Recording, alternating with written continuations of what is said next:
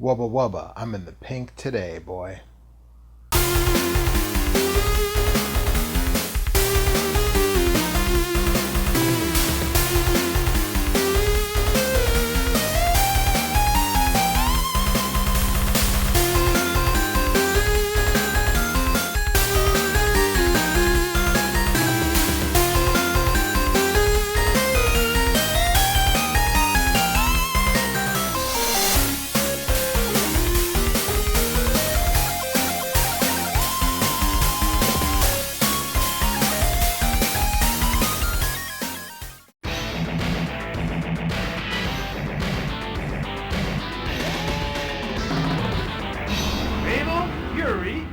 Special! Hey folks, I'm Joe, this is Same Name Different Game, and you are in the midst of the Summer of the 100 Mega Shock, a celebration of all things Neo-Geo in observance of the AES home system being launched in North America 30 years ago, in July of 1991. Now last time we talked at length about SNK's early history as well as the launch of the Neo-Geo, particularly the MVS arcade unit. And this time we are going to talk about the genre that made the machine an enduring cult classic: fighting games. So let's not waste any time and dive right in with a little history around SNK's early fighting game experiments. SNK dabbled in fighting games prior to the Neo-Geo. Their 1988 Olympic game, gold medalist, included a boxing event, and Street Smart from 1989 is a sort of belt-scrolling fighting game, not dissimilar from Pit Fighter. And then, of course, who could forget Lee Trevino's Fighting Golf? I'm sorry, what? That's not what happens in Lee Trevino's Fighting Golf. Well, anyways, it wouldn't be until 1991 that SNK truly entered the fighting game arena with a little help from a Capcom defector. Takashi Nishiyama is one of the great unsung geniuses of Japanese game development. He deserves to be mentioned in the same breath as luminaries like Miyamoto, Yu Suzuki, and Takuro Fujiwara. Nishiyama's career in video games began at IREM, where he worked on Moon Patrol and developed Kung Fu Master. He then jumped to Capcom, where he would create the first entry in a series that would change video games: Street Fighter. And not long after that, he headed to SNK. In a way, Street Fighter has two sequels that came out in 1991. Street Fighter II, of course, from Capcom, and Fatal Fury. Not an official sequel to Street Fighter, of course, but designed by the man behind that game.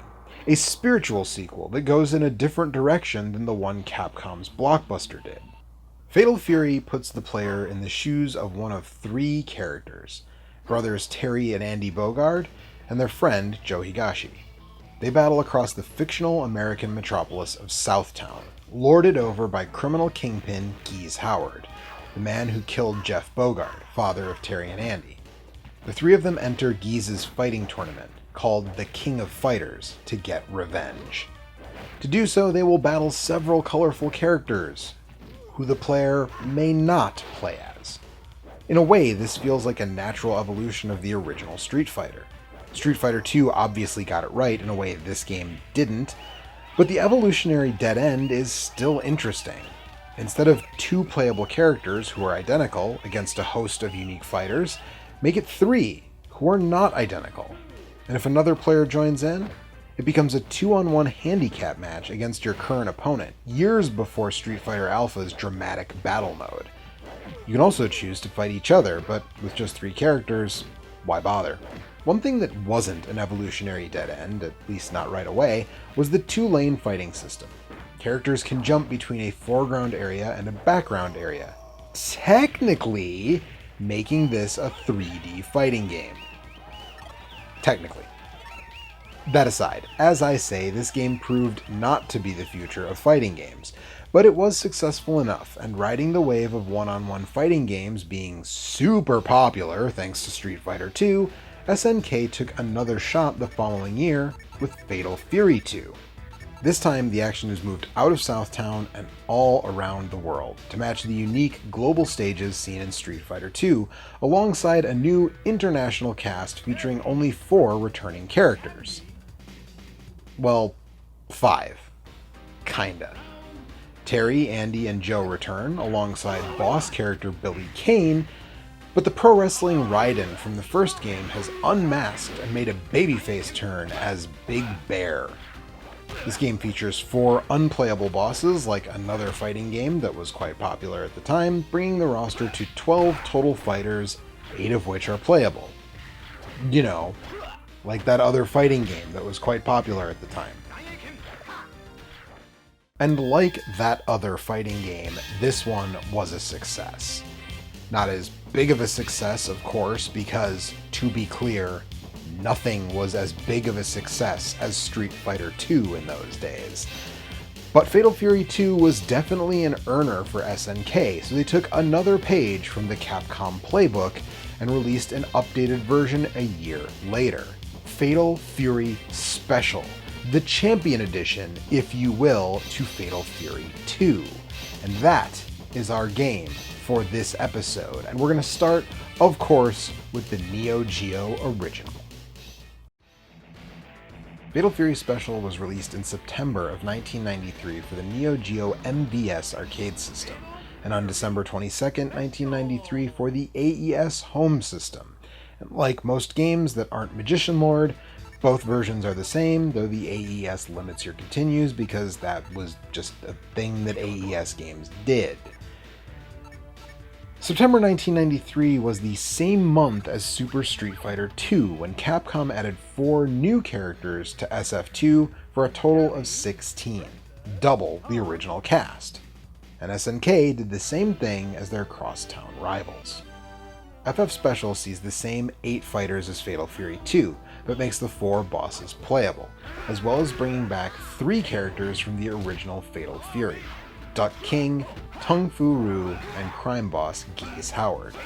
Now, if you're doing the math, that's only 15, but as a hidden bonus fight, only accessible if the player can beat the game without losing one single round, is Ryo Sakazaki from SNK's other big fighting franchise of the day, The Art of Fighting, a series that also takes place in Southtown, but years before the Bogarts adventures.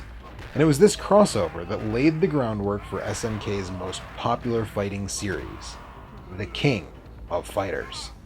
If you're able to reach and beat the oddly unaged Ryo, he can be used in versus matches with another player, but getting to him is tough, particularly on the default arcade settings. In fact, this game is just tough all around. Even on the easiest setting, I couldn't reach the end without losing a round. This game, on the single player, pure quarter muncher. The computer just instantly pulls out charge attacks, you know, that kind of nonsense. Doing things that a player literally cannot possibly do in a match. That said, the game is still a lot of fun. While I can't say I like it as much as Street Fighter II, it's a solid fighter. The cast is colorful and interesting, and the 2-lane system differentiates the game from other fighters of the day. This entry also includes a defensive move. Holding back, then hitting forward and light punch before an attack makes contact and starts your block animation will put out an attack that dodges the incoming hit for a counter. You can also knock your enemy into the back lane, particularly helpful on some of the boss stages where there are hazards in the background that do damage instead of letting you fight back there. And of course, I have to mention the infamous SNK translations. It seems like a lot of games this era were translated to English by non-native English speakers, which gives us gems across many SNK titles from the 90s. My personal favorite remains Wubba Wubba, I'm in the pink today, boy. But there are a lot of fun ones to be found, including Geese calling Terry a pin-headed son of an ice cream maker. Despite the difficulty, this is a really good fighting game, and if you have a friend who's around your skill level, I think you'll have a lot of fun with it. Now, to be clear, this is not my favorite Neo-Geo fighting game. In fact, it's not even my favorite game in the Fatal Fury series, but It is, in my opinion, the one with the most interesting collection of ports. So let's get into those, starting with the Super NES. Even the Super NES port in and of itself is interesting because it was released in Japan, Europe, and North America, and they're all different. The Japanese version, released in July of 1994, is the one I actually own a card of, and it's kind of a buggy mess. It's not unplayable, but there's no reason to have it over the North American version, which came out almost 9 months later, in April of 1995. In that time, Monolith Corp, not to be confused with Monolith Soft or Monolith Productions, must have taken the time to fix it up and polish it to a fine sheen because it plays so much more smoothly. Though, obviously going from a cart that's over 100 megabits to one that's less than a third of that, well, you know. There are some background elements missing in the stages. The music doesn't sound as good and almost every voice sample is gone. The stage intros, like the Pan Down from the Sky in Tung Fu Ru's stage or the doors opening in Giza's stage, are also gone. Characters that have pre-fight animations, like Jubei kicking off his sandals, no longer have them in this version. And in what I can assume is residual Nintendo of America policy, the blood spatter when getting knocked into a background hazard in stages that have them is changed to the same effect as getting hit with a projectile, a sort of yellow impact mark. This game generally feels better tuned from a difficulty perspective to a home game, which I appreciate. It also adds an exclusive countdown mode, which sees the player choose any character and take out as many opponents as they can in a few minutes. You have no life bar, so it really is just a matter of time on this one. Kinda neat, but not a make-or-break feature. But you know what is a make-or-break feature? Remember how I said this game also hit Europe and all three are different? Yeah, well, apparently for Europe, publisher Takara didn't want to spring for the 32 megabit ROM chips used in the other versions, so they went with a smaller one that results in everyone's favorite thing: missing characters. Big Bear, Axel Hawk, Lawrence Blood, and Cheng Sinzan, along with their accompanying stages, are cut from the game. Yeah, a full 25% of the roster is just gone in the European version. As a mea culpa, I guess, Ryo is available from the start and can be used in the single player, but come on. That hardly makes up for wiping out a quarter of the characters. I can't imagine that European Fatal Fury fans were very happy about that. But let's move on to something that fans of the respective platform probably were happy about. The PC Engine CD port. One of only 9 games released in this format that require the arcade card. It would be a big digression, so I'm not going deep on the different expansion cards for the PC Engine. Just know that they added more RAM to the system, topping out with the arcade card, which added 2 megs of RAM to the standard PC Engine setup. Aside from being one of the 9 games to use that, this is also one of only 7 or 8 games that use the 6-button controller, so it really is one of those weird white whales of the platform. Porting here was handled by PC Engine system architects Hudson Soft, and that really shows because this is a very, very impressive port. In a vacuum, it's hard to tell this one apart from the original based on looks alone. It has a remixed soundtrack, but that's about all that really stands out about it. Some minor background elements seem to be missing, yes, but overall, this is very, very close to the Neo-Geo. It also adds a special deathmatch mode, which only applies to player versus player matches. All it does is start both characters with low enough health to use their desperation moves right away. Still, it's unique to this version. I have almost no complaints here. Of course, being on a CD, it has load times. But they're honestly not that bad, especially considering how bad some PS1 fighting games had it with load times. It's easy enough to forgive to some extent here, but if that kind of thing bugs you, just, be aware. It's honestly amazing that this game is running on what is basically an 8-bit home console with, for the time, a huge cache of RAM. It's just a shame it never got a US TurboGrafx release, but none of the arcade card games did. Now, I've talked about the SNES and I've talked about the TurboGrafx, and so you're probably now expecting me to talk about a Genesis cartridge, but no, dear viewer, I told you up front I picked this game because of its esoteric selection of ports, and indeed, it is now time to talk about the Sega CD.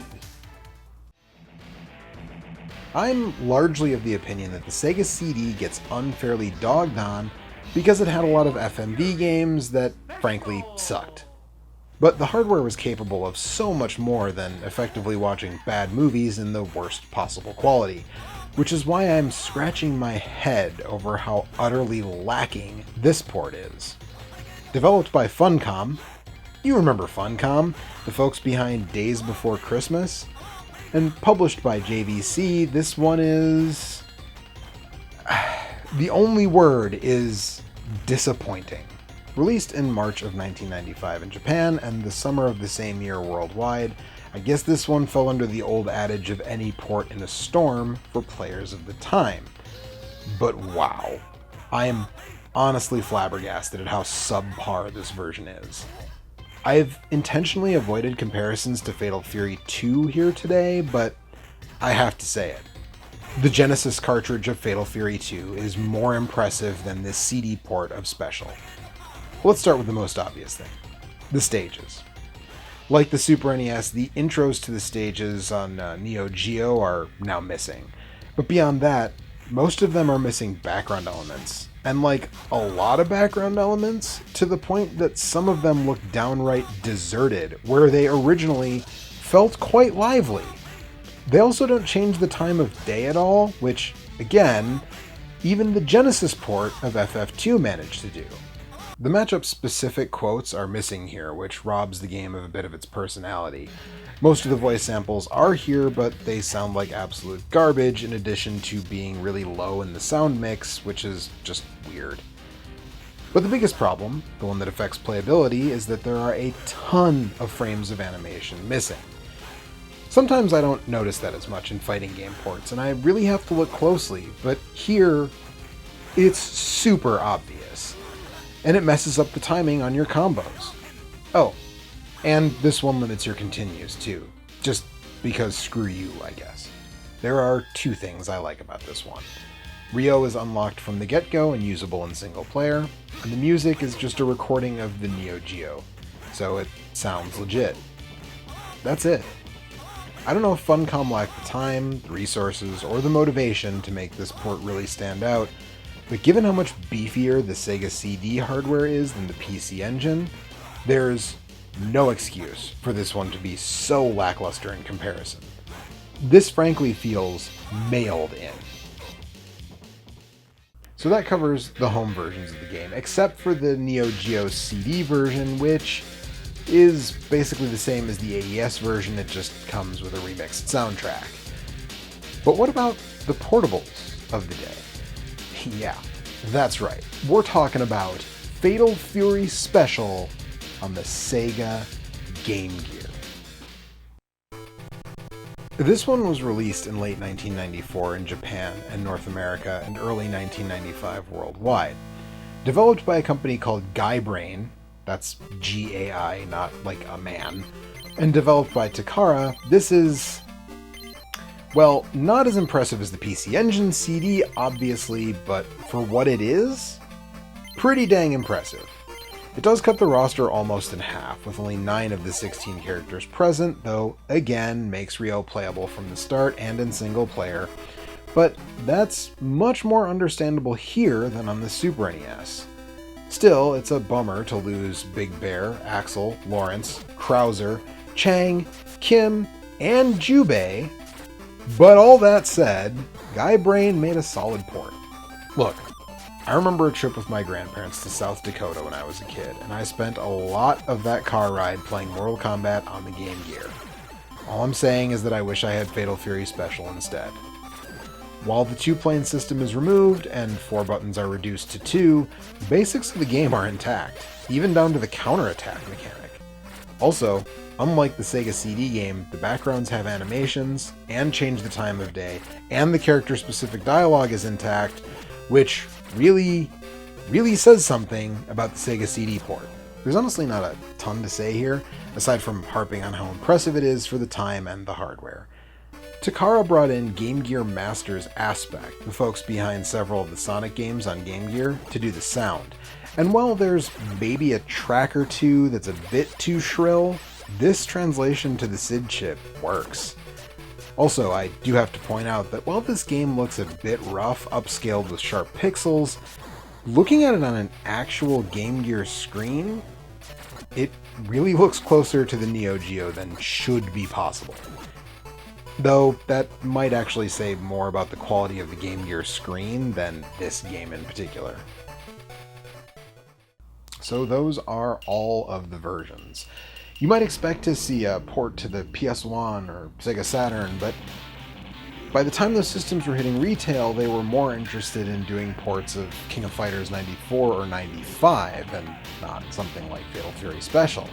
So let's do like we always do, and take a look and a listen side by side.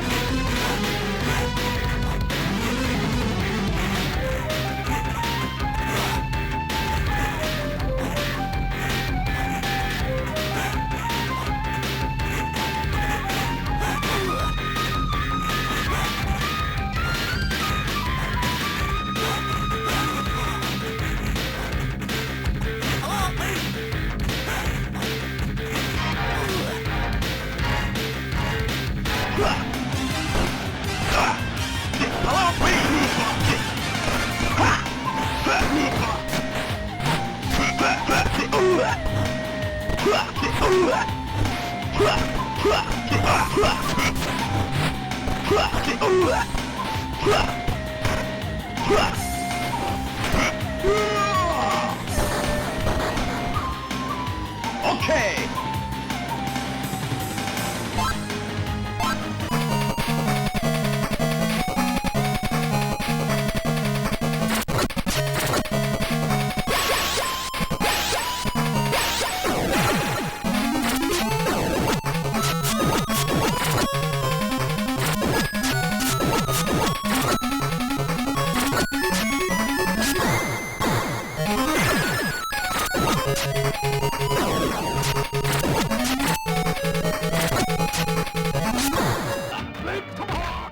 Obviously, the original looks and sounds best, but that PC Engine CD port really gives it a run for its money in both categories. The Sega CD underperforms the Super NES, which is frankly embarrassing. And again, considering the hardware, the Game Gear is impressive. And that makes it time to give the edge. And as ever, it is the Neo-Geo original, which of course is also the most easily accessible version of this game in today's market. It's available on all modern consoles as part of Hamster's ACA Neo-Geo Archives collection for like $8. Coming right behind that, I would say the PC Engine CD version is next, and this one has actually gone up a bit in price since I paid also $8 for it. It's around like $40 now. But if you are a fan of the PC Engine, you have a PC Engine CD, an arcade card, and a 6-button controller, who am I kidding? If you're that person, you 100% already own a copy of this game. So, never mind. After that, I would say is the Super NES version, but do yourself a favor and get the American version, not the Japanese version like I've got here, because like I said, it's kind of a buggy mess. But also, it's like around $30 now for a bear cart, and probably not worth it unless you are a huge Super Nintendo and Neo-Geo fan.